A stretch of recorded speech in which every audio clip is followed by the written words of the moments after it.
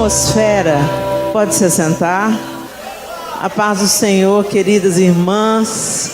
Que alegria estar aqui com vocês. O meu nome é Helena e é uma alegria muito grande estar participando com vocês da Florescer Conference. Florescer. Florescer. É tempo de romper mesmo. O Senhor quer nos fazer atravessar. E pós-pandemia e os últimos acontecimentos que a gente tem assistido no Brasil e no mundo, a gente identifica rapidamente que estamos numa tempestade. Estamos em uma tempestade.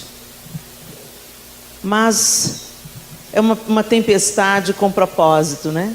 Oh, gente, é tão bom a gente pertencer, como diz a canção, né? Como é bom poder pertencer a um Deus de amor. Como é bom poder confiar em sua fidelidade. Eu descanso em ti. Eu espero em ti. Eu te adoro. Deus de amor. Às vezes a gente pensa que Deus está nos amando só quando as coisas estão do jeito que a gente quer. Só quando as coisas estão funcionando e tudo está fluindo do jeito que a gente quer, e Deus está nos amando. Não tem nada a ver com isso, gente. Nós, como pais, quantas mães nós temos aqui? Deixa eu ver. Às vezes você está amando o seu filho, sendo dura com ele. Às vezes você está amando o seu filho quando você dá limites a ele. Você não vai ver o seu filho brincando com um copo de veneno e vai achar, ai que lindo, filho. Você vai tomar o copo de veneno. Mas na hora que você tomar o copo de veneno, na cabeça dele, você está privando ele da alegria. Não é assim? Pois é, com a gente também não é diferente não. Às vezes Deus está nos livrando do que a gente não sabe, que é mortal. Mas o Senhor está nos livrando, né? Ele está nos amando e a gente está achando ruim com Deus, fazendo bico com Deus. Mas eu espero que isso tudo que a gente tem vivido na nossa vida macro, ou seja, como sociedade, como pessoas, cidadãos e cidadãos não apenas do Alagoas, mas de todo mundo, né? Que a gente tenha aprendido alguma coisa com essas diversidades que atravessamos. O Senhor está nos treinando. O Senhor está nos esticando. E para quem começa a malhar aí, sabe do que eu estou falando, né? A gente não gosta de fazer exercício não, porque dói. Mas é isso que vai fortalecer o músculo. É isso que vai nos tornar resistentes. É isso que vai fazer você subir 3 lances de escada correndo e não morrer no final dela. Mas para você conseguir fazer isso, você vai ter que ser esticado, aperfeiçoado. E o Senhor está fazendo isso conosco para que a gente possa atravessar, para que a gente possa romper, para que a gente possa atingir o nosso objetivo. Na perspectiva bíblica, a palavra felicidade, ela nada tem a ver com... Não, nada tem a ver uma coisa difícil. Tem a ver também, né? Na nossa perspectiva, felicidade, na perspectiva humana, no nosso idioma, na nossa perspectiva, felicidade está relacionada a um estado, uma disposição mental e emocional favoráveis. Então, se está tudo bem com as coisas ao meu redor, está tudo fluindo do jeitinho que eu gosto, eu sinto um bem-estar emocional, então isso é felicidade. Só que isso não é a felicidade bíblica. Isso é apenas um fragmentozinho, um pequeno fragmento da totalidade do que é felicidade bíblica, ou que é a bem-aventurança, né? A palavra bem-aventurado, na tradução para o português, ela passou a ser feliz, né? Mas bem-aventurado no original é muito mais do que um estado emocional e uma disposição mental favoráveis.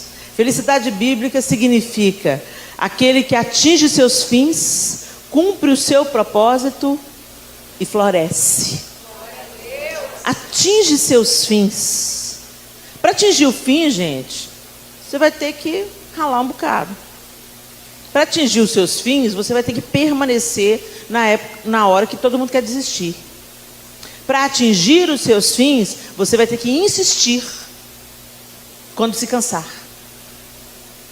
para atingir os seus fins, só se você permanecer, não desistir e continuar caminhando, apesar de qualquer adversidade.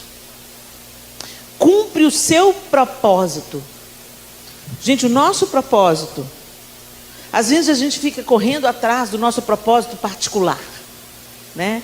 A gente vive um cristianismo que mais se parece com hedonismo, egoísmo, porque é moldado por esse tempo, por esse mundo adoentado, e pouco se parece com o Cristo, de onde vem a palavra cristianismo. Aquela história de quem quiser vir após mim, negue-se a si mesmo, tome a sua cruz e siga-me. A gente parece que esqueceu, mas Jesus não esqueceu, o evangelho continua imutável, gente. E o negue-se é quando a gente está perdendo a vida, é que a gente está ganhando. É no processo de autonegação que nós vamos nos distanciando do velho homem e vamos tornando-nos instrumentos de Deus na terra e cumprindo o nosso propósito, que é fazer discípulos de todas as nações. Fazer discípulos, gente, é arrancar a gente do inferno, como um dia nós fomos arrancados.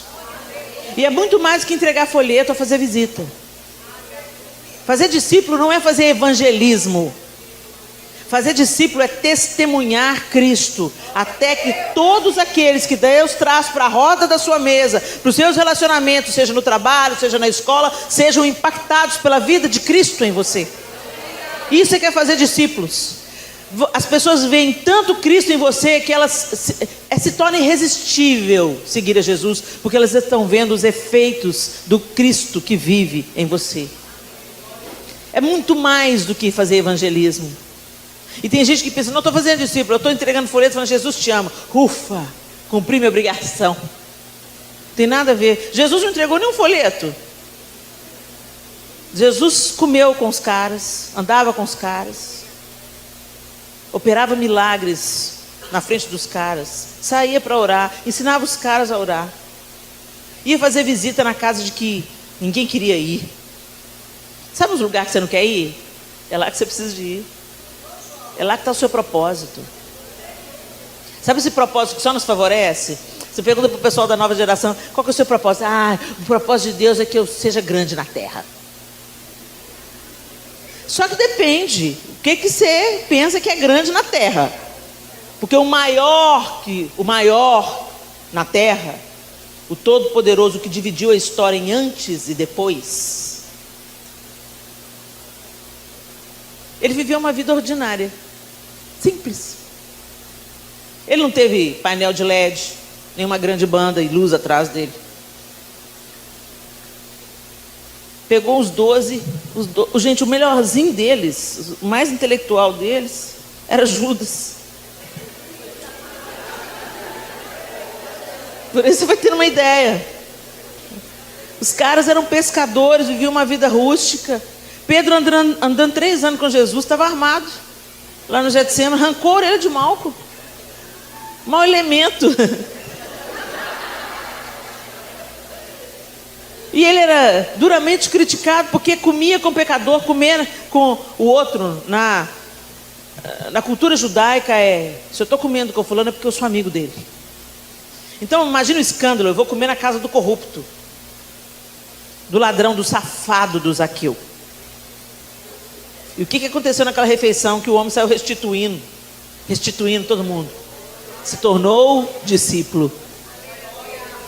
E o Pedro, que estava com a espada, morreu crucificado de cabeça para baixo, por amor a Cristo. Para mim, a maior evidência da ressurreição de Cristo não é a tumba vazia. A maior evidência da ressurreição de Cristo é quem os discípulos se tornaram. Porque eles não morreriam, seriam açoitados, perseguidos, partidos ao meio,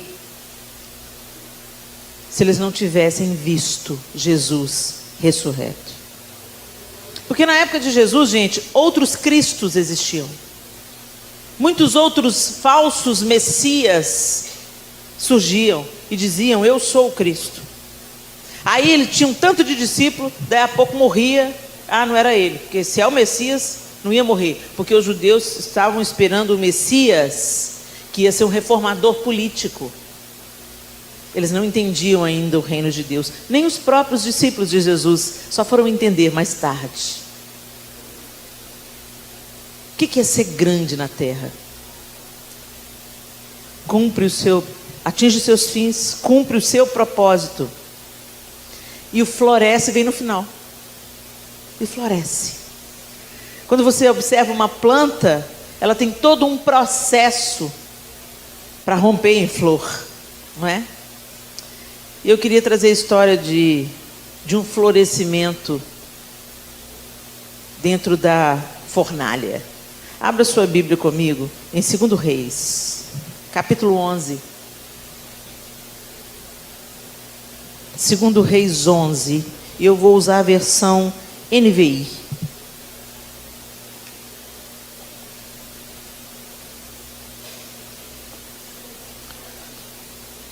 A palavra de Deus diz assim em 2 Reis, capítulo 11, a partir do verso 1. Quando Atalia, mãe de Acasias, soube que seu filho estava morto, mandou matar toda a família real. Mas Jeoseba, filha do rei Jeorão e irmã de Acasias, pegou Joás, um dos filhos do rei que iam ser assassinados, e o colocou num quarto com a sua ama, para escondê-lo de Atalia. Assim, ele não foi morto. 6 anos ele ficou escondido com ela no templo do Senhor, enquanto Atalia governava o país.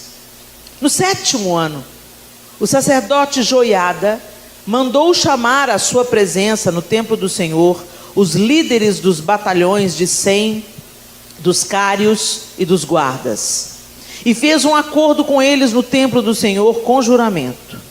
Depois lhes mostrou o filho do rei e lhes ordenou: vocês vão fazer o seguinte: quando entrarem de serviço no sábado, uma companhia ficará de guarda no palácio real, outra na porta de Zur, a terceira na porta que fica atrás das outras companhias. Elas montarão guarda no templo por turnos. As outras 2 companhias, que normalmente não estão de serviço no sábado, ficarão de guarda no templo para proteger o rei. Posicionem-se ao redor do rei, de armas na mão. Matem todo o que se aproximar de suas fileiras. Acompanhem o rei aonde quer que ele for. Os líderes dos batalhões de 100 fizeram como o sacerdote Joiada havia ordenado. Cada um levou seus soldados, tanto os que estavam entrando em serviço no sábado, como os que estavam saindo ao sacerdote Joiada. Então ele deu aos líderes dos batalhões de 100 as lanças e os escudos que haviam pertencido ao rei Davi e que estavam no templo do Senhor. Os guardas, todos armados, posicionaram-se em volta do rei, junto do altar e em torno do templo, desde o lado sul até o lado norte do templo. Depois, Joiada trouxe para fora Joás, o filho do rei, colocou nele a coroa e lhe entregou uma cópia da aliança. Então o proclamaram rei, ungindo-o, e o povo aplaudia e gritava: viva o rei! Quando Atalia ouviu o barulho dos guardas e do povo, foi ao templo do Senhor, onde estava o povo, e onde ela viu o rei em pé, junto à coluna, conforme o costume. Os oficiais e os tocadores de corneta estavam ao lado do rei, e todo o povo se alegrava ao som das cornetas. Então Atalia rasgou suas vestes e gritou: traição! Traição! O sacerdote Joiada ordenou aos líderes dos batalhões de 100 que estavam no comando das tropas: levem-na para fora, por entre as fileiras, e matem a espada quem a seguir. Pois o sacerdote dissera: ela não será morta no templo do Senhor. Então eles a prenderam e a levaram ao lugar onde os cavalos entraram no terreno do palácio, e lá a mataram. E Joiada fez uma aliança entre o Senhor, o rei e o povo, para que fossem o povo do Senhor. Também fez um acordo entre o rei e o povo. Depois todo o povo foi ao templo de Baal e o derrubou. Despedaçaram os altares e os ídolos e mataram Matã, sacerdote de Baal, em frente dos altares. A seguir, o sacerdote Joiada colocou guardas no templo do Senhor. Levou consigo os líderes dos batalhões de 100 cários, os guardas e todo o povo, e juntos conduziram o rei ao templo, do templo ao palácio, passando pela porta da guarda. E todo o povo se alegrou, e a cidade acalmou-se, depois que Atalia foi morta à espada no palácio. Joás tinha 7 anos de idade quando começou a reinar. É tão interessante essa história, gente, porque protagonistas dessa história, embora o rei protegido aqui foi Joás, e Joás, mais tarde você vai lendo a história e vai vendo que ele se tornou um homem, um rei segundo o coração de Deus. Agora, um detalhe interessante, gente. Atalia era um filhote de cobra, né? Era no modelo ali de Jezabel, uma mulher terrível. E Atalia assassina sua própria família, assassina os seus próprios descendentes para que ela reinasse. Olha que o nível de adoentamento de uma mulher. Gente, mulher é uma mão de obra poderosa. Se Deus não usar, o diabo não vai desperdiçar a mão de obra. Então não pense você, mulher, que você vai ficar em cima do muro. Você pode até pensar, mas se lembra, em cima do muro é território do inferno. Quem está em cima do muro já tomou sua decisão. Porque o Senhor exige posicionamento. Então quando nós não nos posicionamos em Deus, todo o nosso potencial de influência não será desperdiçado. Haja visto que onde tem uma mulher tola, uma mulher insensata, ela tem o poder de derrubar a sua própria casa. Uma vez eu encontrei com uma mulher muito chateada com o livro de Provérbios. A gente é tão oprimida, tão perseguida. Esse tempo é tão difícil para a mulher já sofre tanto. E a Bíblia ainda fala, que a mulher sábia edifica a sua casa, mas a tola destrói o homem. Gente, deixa eu te contar uma coisa, cada um no seu quadrado. A mulher tem um poder de influência. Quando tem uma mulher com TPM em casa, a casa inteira sabe. É ou não é?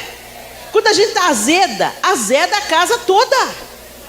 O tempo fecha. Quando tem uma mulher fofoqueira, ela estraga o ambiente todo. Quando tem uma mulher irada, boca frouxa, barraqueira. Vocês reconhecem esses termos aqui? Pois é. Quando tem uma mulher, gente, ela bota para quebrar. Todo escândalo de igreja tem uma mulher envolvida.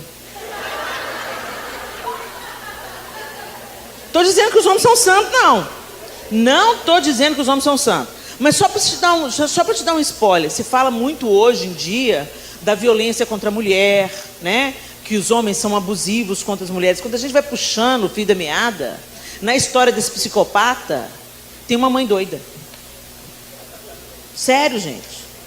Em muitos casos, quando você vai analisar a posição abusiva de um homem, às vezes é um pai que foi abusivo, um pai que foi embriagado e o filho mira no encontro do pai. Mas eu estava conversando com uma terapeuta sobre esses desdobramentos. Como é que um cara casa direitinho com uma mulher, ama essa mulher e depois se torna um marido agressivo, um marido que bate? E vários são os diagnósticos e as histórias. Mas ela falou que é muito reincidente no consultório dela, quando ela vai puxando o fio da meada, 2 situações. Uma situação é desse filho, desse homem, ter sido maltratado pela mãe. Ou por uma irmã mais velha. Uma figura feminina se tornou abusiva na vida dele. Então é aquela irmã que... Sabe, gente, se você é irmã mais velha, você sabe do que eu estou falando, né? Então, judia do menino, você fala mal do menino, você dá uns petelecos no menino, e a mãe fica sempre do lado da filha. Sabe como? É uma figura abusiva, a mãe preferiu a filha, empoderou a filha, deixou o menino para lá. Então tem uma raiva reprimida que vai ser derramada em cima de outra mulher. Ou outro caso muito reincidente. Gente, eu não estou falando que é só isso não, tá bom? Não estou falando que é só isso não, tem vários casos e tal. Eu estou falando que eu conversei com uma terapeuta e um caso reincidente. Esses 2 exemplos, eles reincidem em várias histórias, em vários momentos. O outro caso é, o pai foi abusivo com a mãe. E a mãe fez do filho o depositário da sua dor. Então, a mãe conta para o filho o sofrimento. A mãe faz do filho o seu conselheiro. E ele cresce vendo a mãe sendo abusada, maltratada. Às vezes, não apenas... às vezes a gente pensa que violência é só bater, né, gente? Não, também tem a violência verbal e uma série de coisas. E aí o menino foi assistindo isso. De repente ele toma um pé, defende a mãe, o pai sai de cena, some daqui, você não vai fazer isso com a minha mãe e tal. Mas quando ele se casa, daí a pouco ele começa a repetir as mesmas atitudes do pai. Por quê? E eu falei para ela, mas por quê? Não era para ser o contrário? Não era para ele pensar, meu pai fez a minha mãe sofrer e eu não vou fazer a minha mulher sofrer? Ela falou assim, pois é, Helena, esse é o caminho natural. Mas o caminho da doença é o caminho de, inconscientemente, ele pensar, se a minha mãe não foi feliz, a minha mulher também não pode ser. Olha que piração, gente. É claro que não é um processo consciente, é um processo do inconsciente. Se a minha mãe, a mulher mais importante na minha vida, não foi feliz, por que a minha mulher vai ser? Olha o nível de adoentamento que a gente está vivendo nesse tempo. E tudo isso, gente, que a gente está citando aqui, e muitas outras histórias que não cabem nesse momento, tem tudo a ver com o distanciamento do homem de Deus. O homem foi criado para amar a mulher, para proteger a mulher, para promovê-la, para encorajá-la. E a mulher para apoiar e respeitar o seu companheiro. Não era para ser um duelo, era para ser um dueto. Não era para ser uma disputa por poder, era para ser um promovendo a autoridade do outro. E dentro desse ambiente saudável, a próxima geração ser fundada. Quando você se casa, não é só para você ser feliz não, minha linda. Você se casa para construir a continuidade de uma sociedade saudável. Se a gente, homens e mulheres, pensassem dessa maneira e não fossem egoístas em apenas pensar a felicidade como uma disposição emocional favorável, mas entendendo que na construção da felicidade nós também temos dias difíceis e que a gente tem que permanecer firme nos dias difíceis e não fugir da batalha, a sociedade seria diferente. Hoje nós estamos vivendo o fruto da relativização dos relacionamentos humanos e da banalização do casamento, que é uma instituição divina. Então, todas as vezes que a gente se afasta do projeto original, do projeto de Deus, a gente paga uma conta muito alta. E não só na nossa vida privada, mas a sociedade sofre os efeitos disso. E eu quero te dizer, mulher, Deus te criou com poder de influência impressionante. Por isso que a gente tem mais palavras que os homens. Não é para fofocar, é para ensinar, para instruir, para encorajar, para edificar, para trazer assuntos importantes de serem falados à baila, para ensinar as meninas que elas podem ser lindas, poderosas e construir muitas coisas, porque elas são mulheres, mas que elas devem respeito aos homens, porque os homens precisam se sentir respeitados. E ensinar aos filhos homens que as mulheres podem estar pelada, que isso não tira a dignidade dela, que ela não merece ser abusada, nem estuprada, nem violada de nenhuma outra forma, porque ela é feita de uma maneira assombrosa, maravilhosa, pelas mãos do próprio Deus. Mulheres receberam mais palavras, porque a gente é que ensina. Quem é que repete com o menino 300 vezes? Já escovou o dente? Já lavou a mão? Vai passar desodorante? O homem pode até falar, gente, o pai pode até falar, o rapaz, vai fazer isso assim, assim, e tal. E é maravilhoso quando o homem entra na parada, porque às vezes a gente fala, tem pouco efeito, mas o pai só olha e já resolve a parada. Entendeu? É para ser a dupla, não é para disputar poder, cada um tem o seu nível de autoridade, de influência. E nós mulheres somos educadoras por vocação. O maior número das professoras são mulheres. No ensino fundamental, na educação infantil, no ensino fundamental, a grande maioria são mulheres. Nós somos educadoras por vocação. E se a gente não educar de maneira certa, nós vamos educar de uma maneira torta.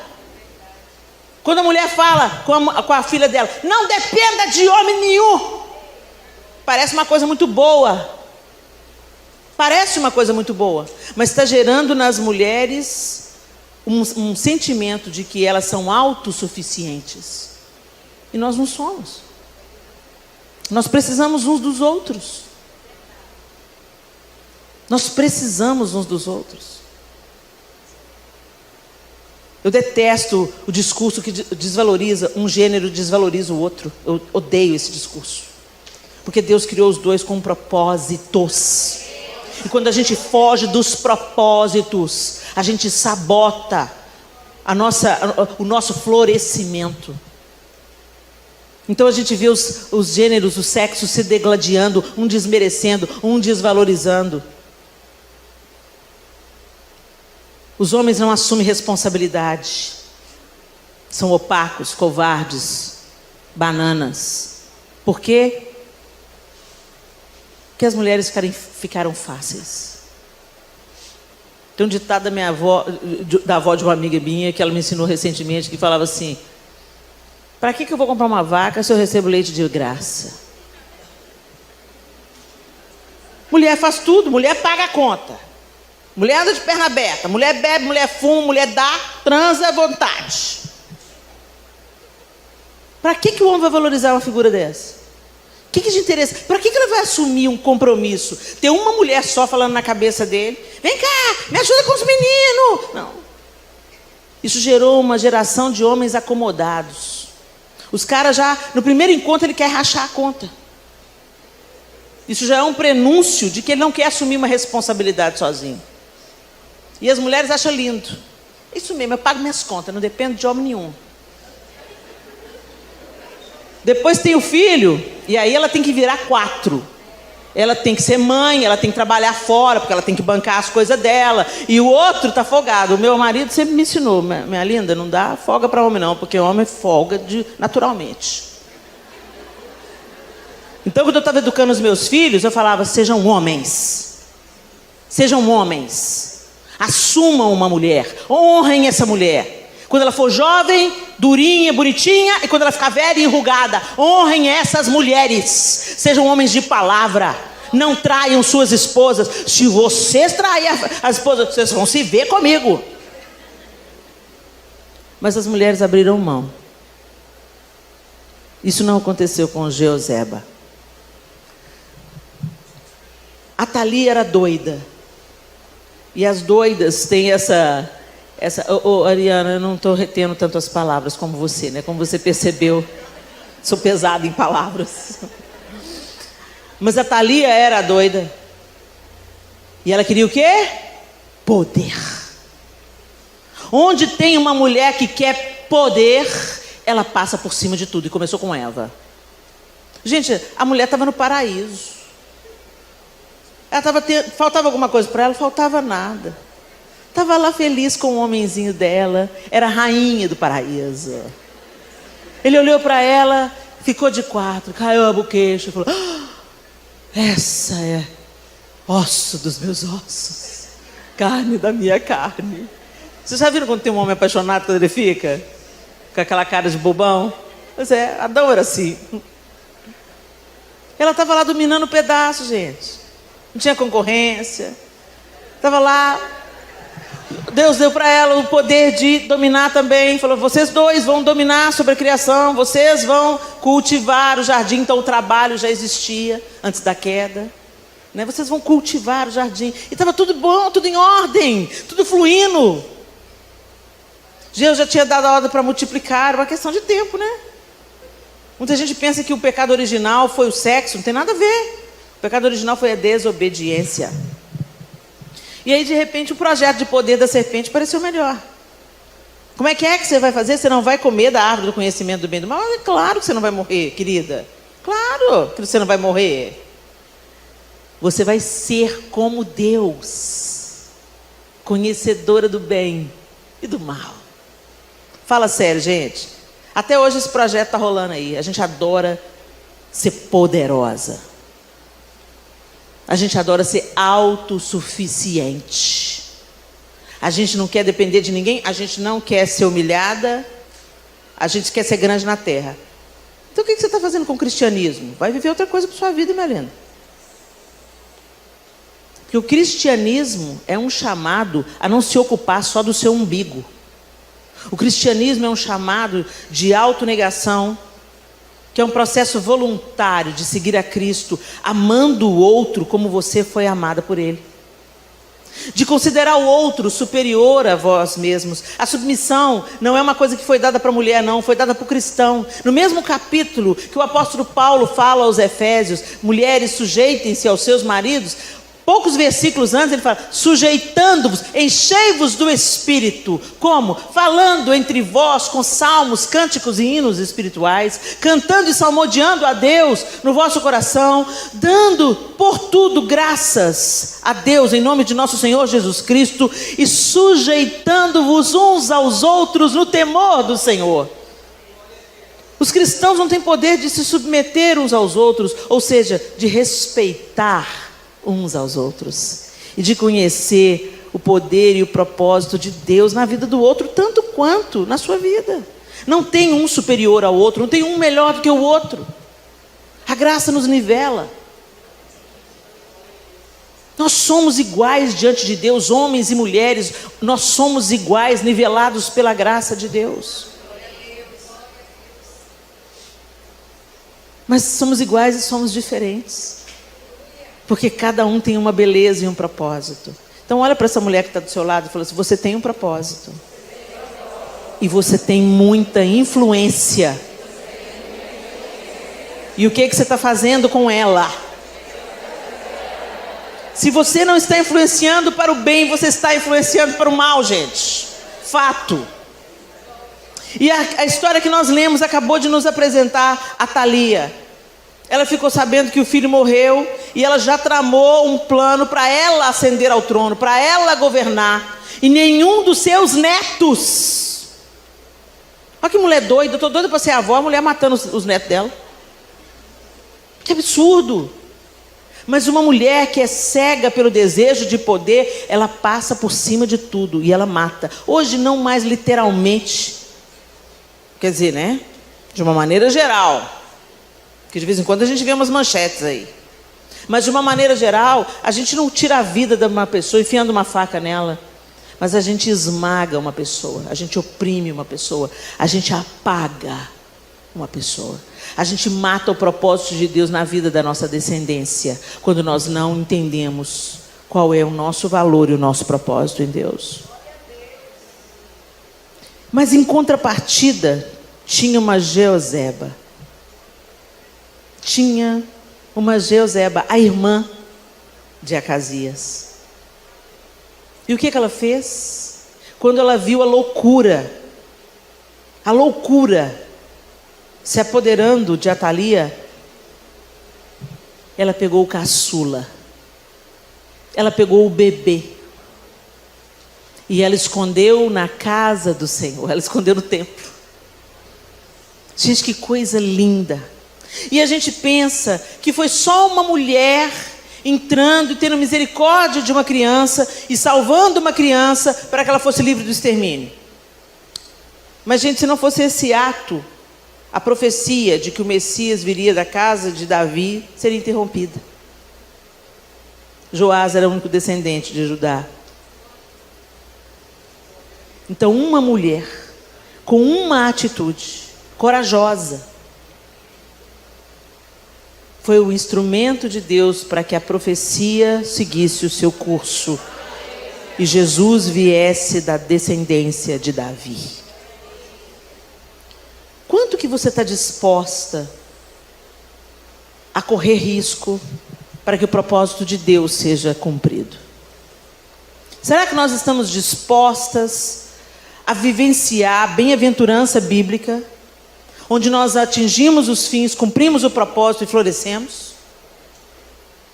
Mas para isso nós vamos ter que romper com o ego, romper com o egoísmo, romper com os interesses particulares. E, gente, entenda, nós hoje somos formatadas no interesse particular em detrimento do reino de Deus. Nós falamos que pertencemos a um rei, nós cantamos e estampamos nas nossas camisetas que nós somos sacerdócio santo, povo eleito, Mas nós não vivemos de acordo com aquilo que falamos que cremos. Nossas prioridades não são o reino. Nós buscamos em primeiro lugar tudo, menos o reino de Deus e a sua justiça. Porque frequentar uma igreja, gente, frequentar uma reunião, gostar do ambiente da igreja é fácil. A igreja é um lugar gostoso da gente estar, tem música boa, tem boas canções, tem bons músicos, tem uma palavra temperada. E às vezes você sai toda encorajada depois de uma palavra da Ariana dessa. Vai lá, muda a sua batalha, muda o nome da sua batalha, o Senhor é com você. Quem não gosta de ouvir isso? Mas a parte que me cabe nesse latifúndio é te chamar para a real. Minha linda, nós esperamos que Jesus volte. Deixa eu trazer a sua memória aqui, qual que é a esperança cristã? A esperança cristã é que o Senhor vai se assentar no trono e Ele vai ajustar todas as coisas.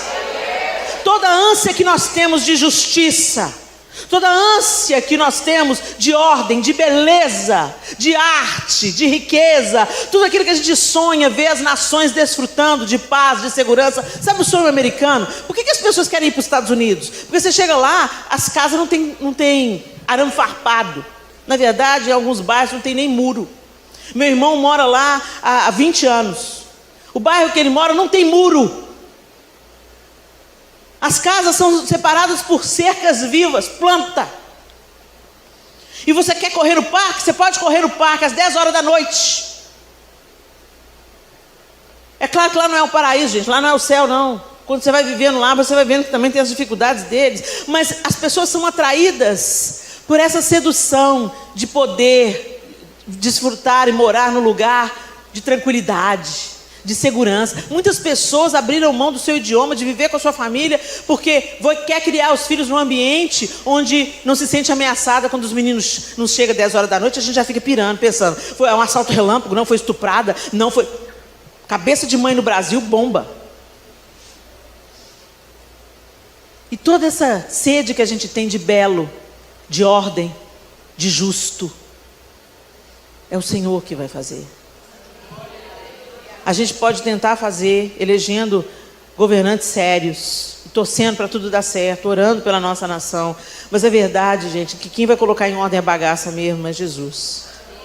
Porque a desordem que nós estabelecemos, ela está tão acentuada, a maldade, a iniquidade cresceu de tal maneira, que é o Senhor que reina. Mas, enquanto Ele não se assenta no trono e põe em ordem todas as coisas, nós já vivemos hoje como a antecipação do que aguardamos. Então nós hoje caminhamos em justiça e retidão. Nós hoje trabalhamos pela justiça. O ambiente que a gente vive hoje é mais bonito, é mais limpo, é mais organizado. Nós falamos a verdade, nós honramos os compromissos. Deveria ser assim. Nós já vivemos sob o reino de Jesus hoje. Ele já reina sobre nós hoje. Por isso que nós clamamos, venha a nós o teu reino. Porque é isso que está reinando aqui dentro de mim, que já está mudando a minha casa, que já está curando o meu casamento, que já está restaurando o meu coração. Eu quero que se expanda para o mundo inteiro. Eu quero que o inferno seja saqueado. Eu quero que as pessoas experimentem o Senhor. Então foi se construindo um sistema que promove o egoísmo. E aí quando a gente canta assim, se tentaram matar os teus sonhos, sufocando o teu coração, se lançaram você numa cova, aí o povo chora. E ferido, perdeu a visão. Você traz a história do drama todo para o seu drama pessoal. Você já pensa que a pessoa que te traiu, no líder que não te deu o cargo, na amiga do louvor que puxou o seu tapete, no cara do som que abaixa o seu microfone, no líder de célula que não te deixa dar a palavra, sabe como? No seu pai que abandonou sua mãe, no marido que te largou. Você pensa só no seu mundo.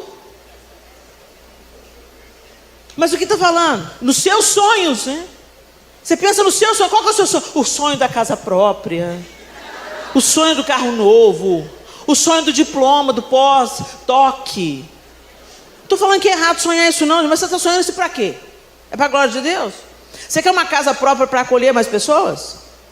Você quer um carro maior para ir visitar o povo e levar os missionários? Deus deu o que Ele tinha de melhor, mas você só quer o melhor de Deus e não der nada? Que Cristo é esse que você está seguindo? Jesus deu a própria vida. Na hora da gente dar oferta, a gente cata as moedas no fundo do bolso. Na época que você estava no mundo, pagava R$700 para ir num show. Aí vem para o congresso e cobra R$20, que é absurdo, de graça receber e de graça dai. Aí lembra que lê a Bíblia. Só que leu mal, né? Porque no mesmo texto que fala de graça receber, de graça dai, fala assim, digno é o trabalhador do seu salário. Jesus falou com os discípulos, vocês não vão vender profecia, vocês não vão vender cura. Você não cobra por uma cura, que quem faz sou eu, é o meu poder que opera em você. Você recebeu isso de graça. Você não vai cobrar por profecia, porque a palavra profética não é sua, é minha. Você é apenas o meu instrumento. Vocês estão recebendo poder para ressuscitar mortos. Vocês estão recebendo poder para curar os enfermos, para entregar a profecia, mas vocês não vão cobrar por isso. Porque de graça vocês receberam, de graça vocês vão dar. Mas vocês não precisam de levar outra túnica, nem bolsa, nem dinheiro. Porque digno é o trabalhador do seu salário. Onde vocês forem, vocês vão ser acolhidos e cuidados. Mas a pessoa só, você entendeu? Serra a Bíblia para caber no seu interesse. Não é nada sobre Bíblia, não é nada sobre trabalhador do salário, não é nada sobre de graça receber, de graça dar. É você que é miserável mesmo, é pão duro. Você investiu no show do YouTube, mas não investe na conferência da sua igreja. Não manda dinheiro para missionário. Na hora da oferta missionária, os caras estão lá dando sangue para Jesus ser conhecido no Afeganistão. Aí você cata no canto da bolsa. Eu vou dar uma oferta missionária, R$10, aleluia. Vou fazer uma escova no cabelo, 70. Gente, o nosso coração ou está no reino ou não está. E a canção fala que os sonhos de Deus jamais vão morrer. Os seus têm que morrer. Os seus têm que morrer para dar lugar ao sonho de Deus, porque o sonho de Deus jamais vai ser frustrado.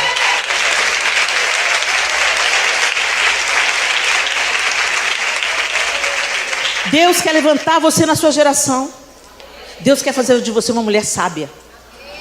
Deus quer fazer de você aquela que é como uma árvore frondosa, debaixo dos quais as pessoas vêm buscar aconchego, sombra, alimento.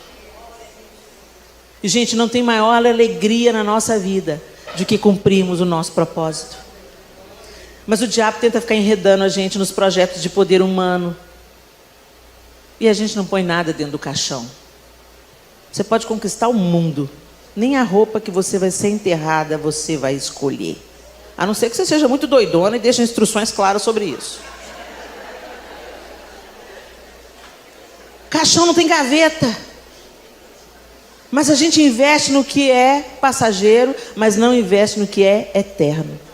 Uma vida que foi restaurada por causa do seu testemunho, por causa do tempo investido.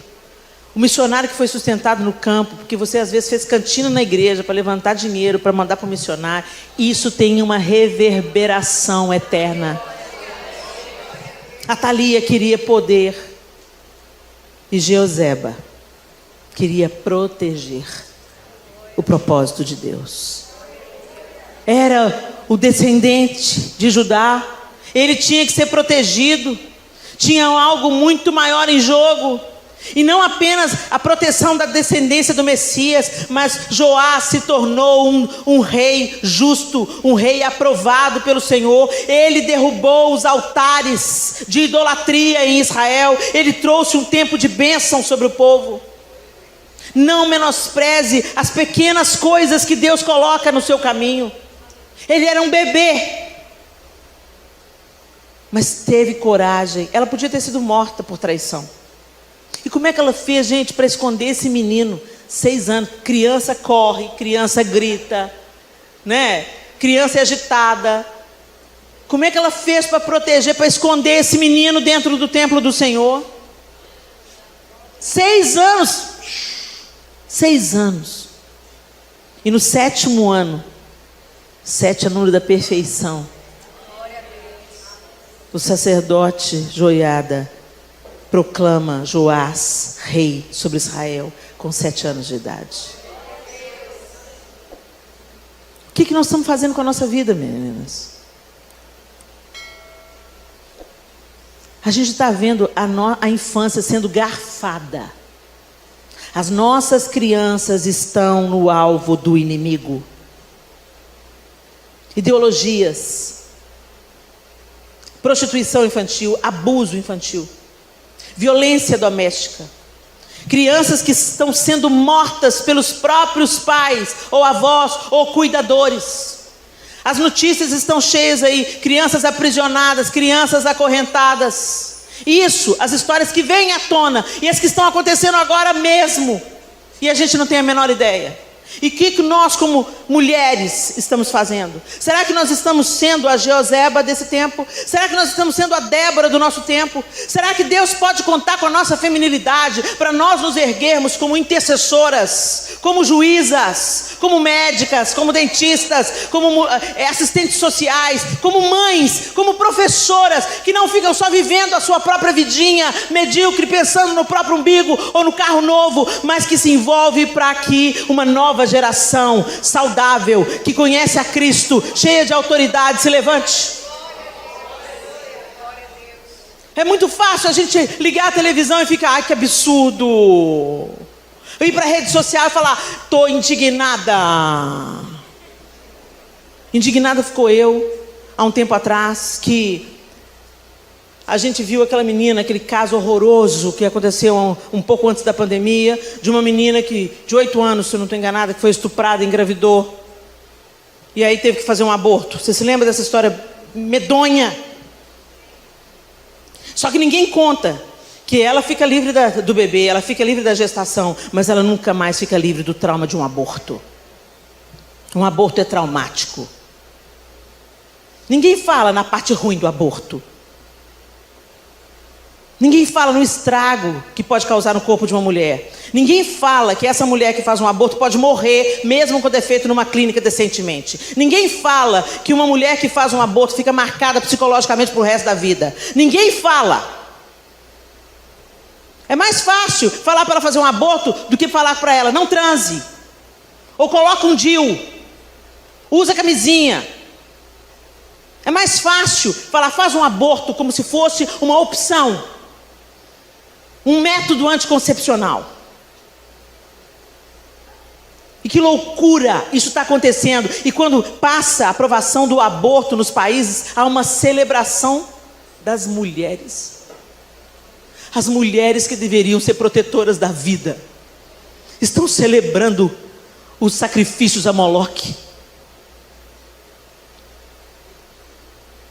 Ah, Helena, é questão de saúde pública. Não, é questão de fazer discípulos. Se a gente não estivesse falhando em fazer discípulos, a gente não teria que estar tendo que combater o aborto. É uma sociedade tão hipócrita, porque promove o aborto, mas também promove a erotização. Aí eu vi uma menina de 8 anos em cima de um carro de som, mesma idade, mais nova, 6 anos de idade. 6 anos de idade. Poucas semanas depois daquele caso horroroso, que uma menina de 8 anos foi violentada e ainda teve que fazer um aborto. Uma menina de 6, em cima de um carro, dançando essas músicas nojentas, pornográficas, e um tanto de adulto em volta, sem tomar nenhuma atitude. Ninguém zelando pela proteção daquela criança. Um homem com uma ereção, olhando a criança, o outro filmando o bumbum da menininha, e todo mundo achando lindo. Aí eu postei, detesto postar essas coisas, minhas redes sociais não são para fazer um outdoor da impiedade, mas o propósito era chocar. Eu fiquei tão indignada, que eu postei e deixei postado por 6 horas, e aí choveu de comentário. Isso é um absurdo. Onde estão os pais dessa menina? Quem está o responsável por ela? Ela está sendo exposta, ela está sendo explorada. Isso é exploração sexual infantil. Essa criança tem que ser protegida. Todo mundo indignado com o discurso certo. Nós estávamos promovendo uma conferência de mulheres online, pela Visão Mundial, com o tema Ternura se aprende em casa, ensinando o papel da mulher na proteção da infância. E aí eu peguei aquele gancho e fiz uma convocação.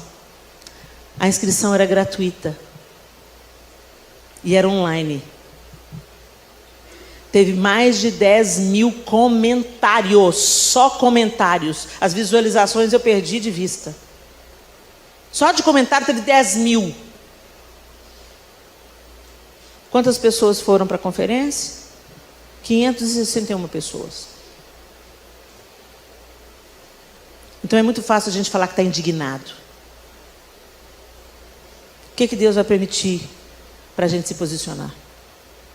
O que vai precisar de acontecer na sua casa, na sua família, para você acordar e começar a lutar para defender a infância, para proteger o propósito de Deus, para fazer avançar o reino de Deus? Eu não estou falando de grandes projetos, não, gente. Estou falando de cuidar de uma criança. Ajudar uma mãe em dificuldade. É muito fácil a gente falar para a menina, não faz o aborto. Mas sai do seu... Vai abortar não, eu te ajudo a criar. Não vai abortar não, eu pago o colégio desse menino. Não vai abortar não, eu sou responsável pela comida dele até ele completar 18 anos. Gente, Deus está nos chamando para o envolvimento. E não apenas para a indignação.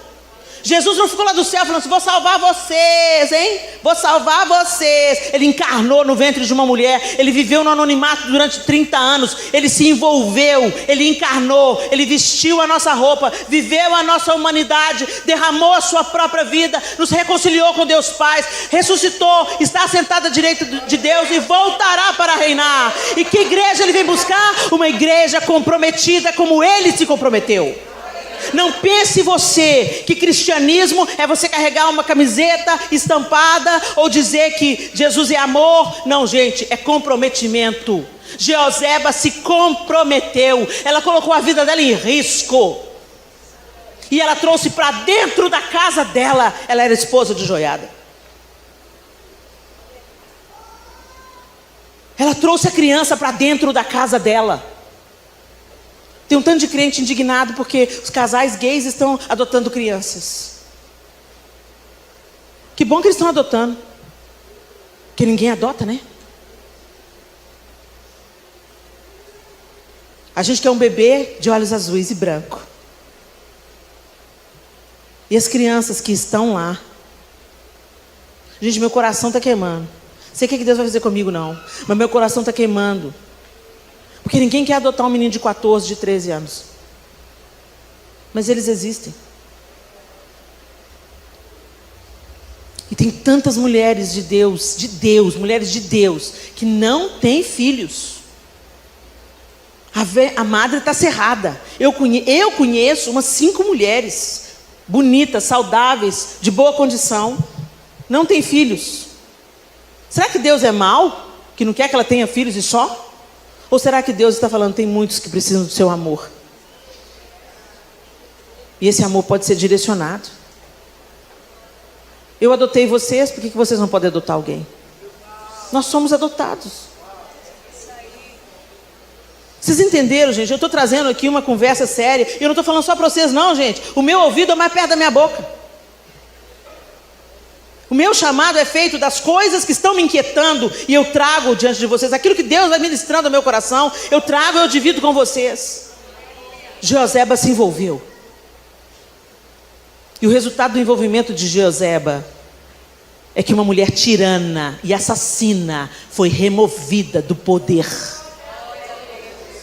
Se os justos se calam e se omitem, o mal avança, o mal prospera.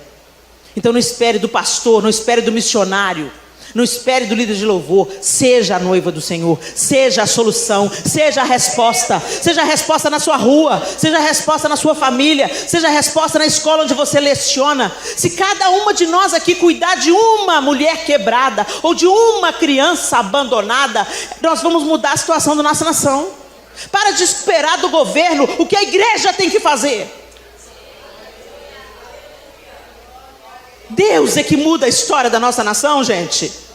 E Ele faz isso através da sua noiva. Ele se comprometeu e Ele está nos chamando a nos comprometer também. Ele deu sangue. E a igreja no Oriente Médio está dando também. E a gente está aqui nessa nossa meninice. Esse evangelho poliana, ai, que vida boa. O que Deus vai precisar de fazer para nos amadurecer? Eu tremo quando eu penso nisso. Porque onde a igreja mais prospera é na perseguição. É nos açoites, nas prisões. Que a gente escute o chamado de Deus na sua doce voz. E que Deus nos livre o Brasil do seu megafone. Que a gente se envolva. Você é mulher.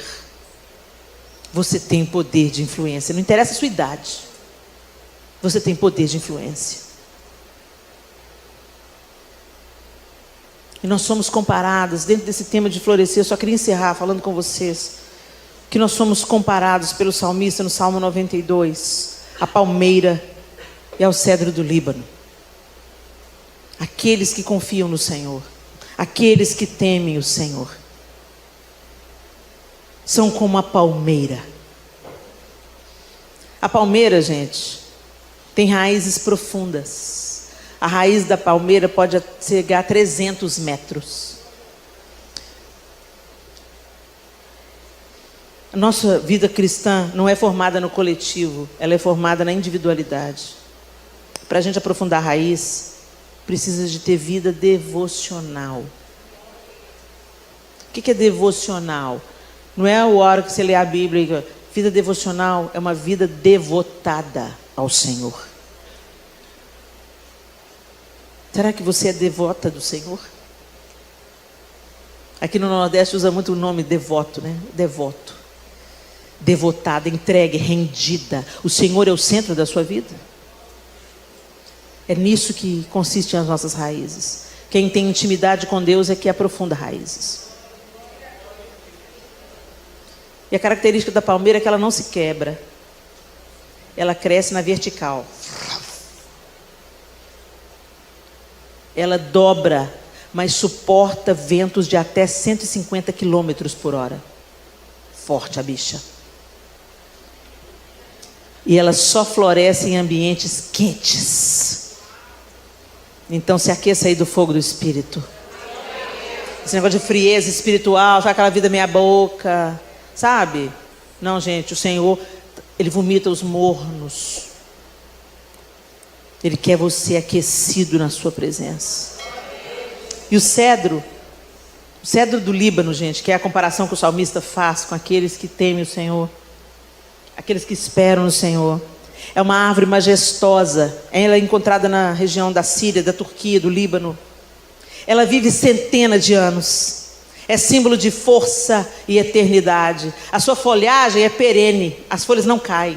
A sua madeira homogênea e aromática foi usada para toda sorte de construções dos navios, dos fenícios, né? Eles construíam embarcações com cedro do Líbano. O templo foi construído, o primeiro templo foi construído com cedro do Líbano. Os egípcios utilizavam a sua resina na prática de mumificação. Moisés aconselhava os sacerdotes judaicos a utilizar a casca do cedro para fazer a circuncisão. Vários reis da região, bem como de países distantes, procuravam sua madeira para suas construções civis ou religiosas. A árvore é mencionada 75 vezes na Bíblia. Ela foi utilizada pelos romanos, pelos gregos, pelos assírios e pelos babilônios. Ela cresce devagar, mas de forma consistente. Gente, nos 3 primeiros anos, cresce 5 centímetros para cima da terra. 5 centímetros é isso aqui, ó. 3 anos. O cedro cresce 5 centímetros para fora da terra e 1,5 metros para baixo. E quando ela atinge toda a sua força, ela tem 40 metros de altura e 14 metros de diâmetro. Uau! Quanto ao clima, o cedro do Líbano é pouco tolerante à sombra. Por isso prefere as posições onde existe o sol total.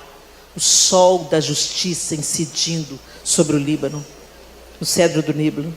Nasce naturalmente onde existem pequenos aguaceiros no verão, sendo também muito tolerante à seca, à aridez. É a essas árvores que nós somos comparadas. Que você seja um cedro do Líbano. Que você floresça como a palmeira. Que você não viva apenas pensando no seu mundinho, mas busque em primeiro lugar o reino e a sua justiça. As demais coisas serão acrescentadas. Que vocês se levantem como Jael, como Débora. Que vocês se levantem como Jeozeba, para que toda Atalia seja destronada, para que toda posição de abuso, todo principado e potestade que se erga contra a infância, contra mulheres, que você se torne uma mulher cuidadora de mulheres, que você se torne uma mulher protetora da infância. Sempre tem alguém perto precisando. Abra os seus olhos, incline o seu coração e faça a diferença.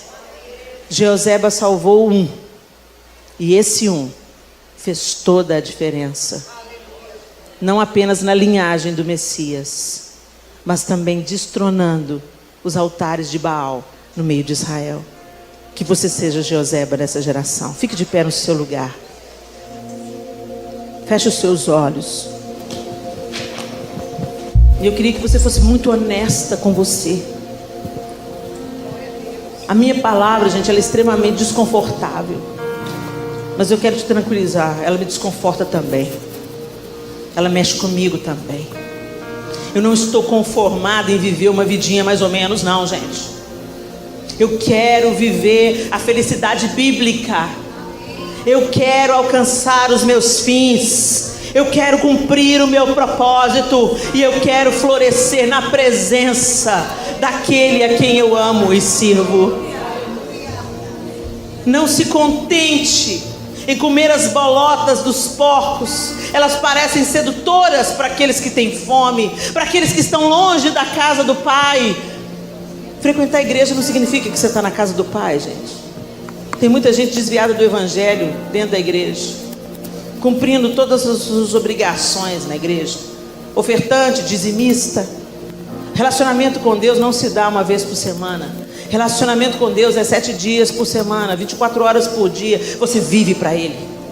Na sua carreira, na sua profissão, no seu trabalho, no seu estudo, na sua tarefa doméstica, na sua maternidade, no seu casamento. Você é filha do Deus eterno. E onde uma filha do Deus eterno anda, tudo se faz novo, diferente. É luz brilhando, é sal temperando, é diferença sendo empreendida, é a influência feminina servindo ao reino de Deus, educando a próxima geração, amparando, cuidando.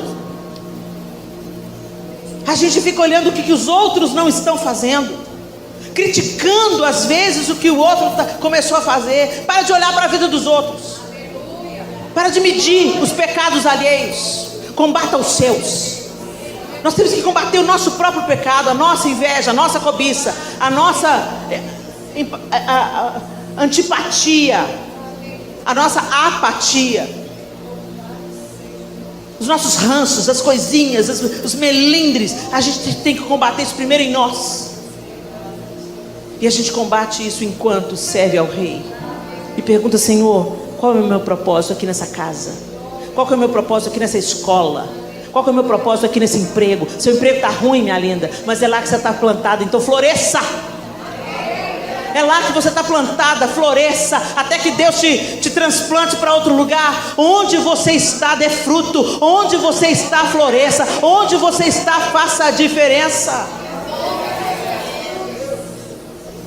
O cedro do Líbano resiste na seca. Você tem essa capacidade, se você se abastece no eterno.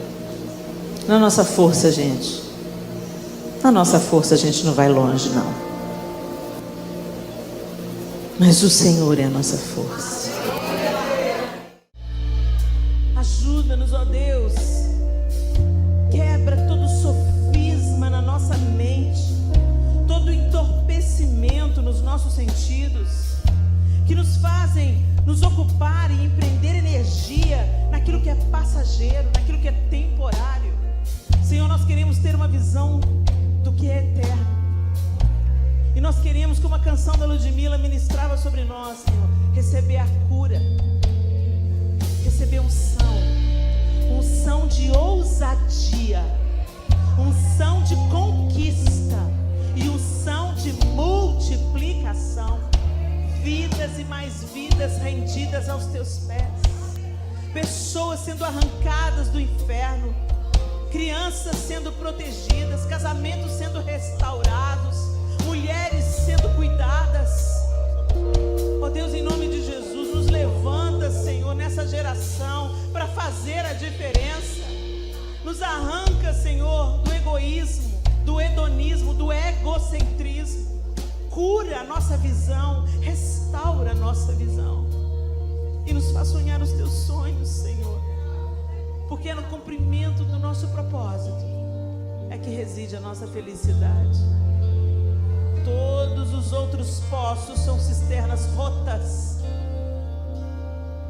com ofertas de felicidade efêmera e temporária, que vão nos levar à morte.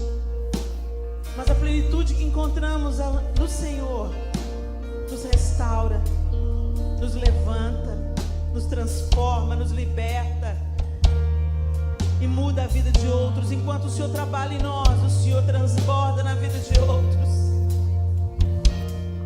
Muda a nossa visão, Senhor. Tira as escamas dos nossos olhos e nos arranca dessa vida que vive só para si mesmo. Que como Cristo, a gente também esteja disposta, como seus seguidoras, a derramar a nossa própria vida se for necessário. Mexe na nossa estrutura, Senhor. Transforma o nosso pensamento e produz em nós um coração totalmente teu. Em nome de Jesus. Amém e amém. Deus abençoe vocês, meninas.